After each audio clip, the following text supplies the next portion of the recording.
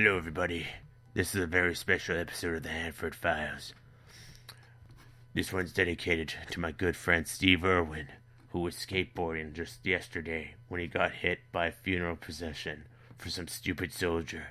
So, this one's dedicated to you, Steve Irwin. I'm sorry if this is a little bit way too long. I just wanted to give some backstory and try and be descriptive, set the stage, try to write it well. So, anyways, here it goes. Today was a sad day for my family and I. On November 29th, my great-uncle passed away. Today we attended his funeral. It was also my first funeral. I'm female, 20, turning 21 on January 5th. I didn't know the man well, but in the times I did meet and visit him, he was very wonderful. The funeral was rather big, as our family is rather big, and he touched a lot of our people's lives. He was a true farmer. He felt most at home out in the fields or working with his animals.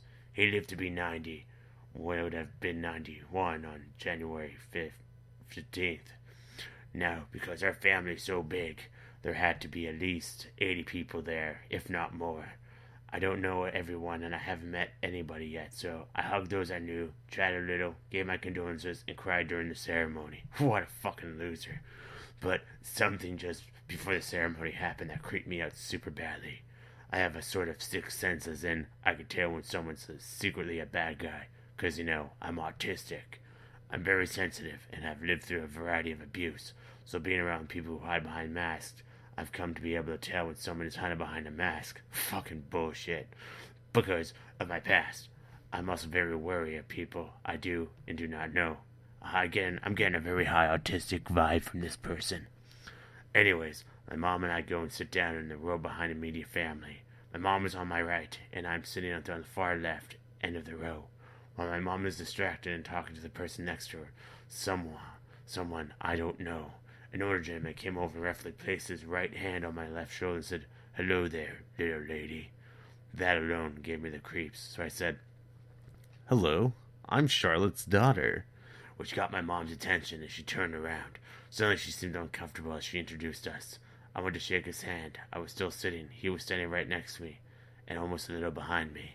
And as I released his hand and started to pull away, he firmly continued to grasp it.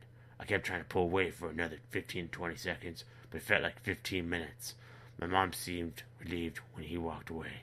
After we left the funeral, as we were driving home, I brought it up and told her I felt uncomfortable. She told me she was annoyed and uncomfortable about it too. She then told me why she was so uncomfortable. Turns out this man had molested a number of children, one of which included one of my aunts. He raped his daughter and was jailed for several years. He once called my mom up and apologized for molesting her, but he didn't molest her and had her confused with my aunt. Well, all I have to say about this is that this is why I don't go to funerals. Well, I gotta get going now. My stovetop's almost done, and it's time to watch some marching. What up?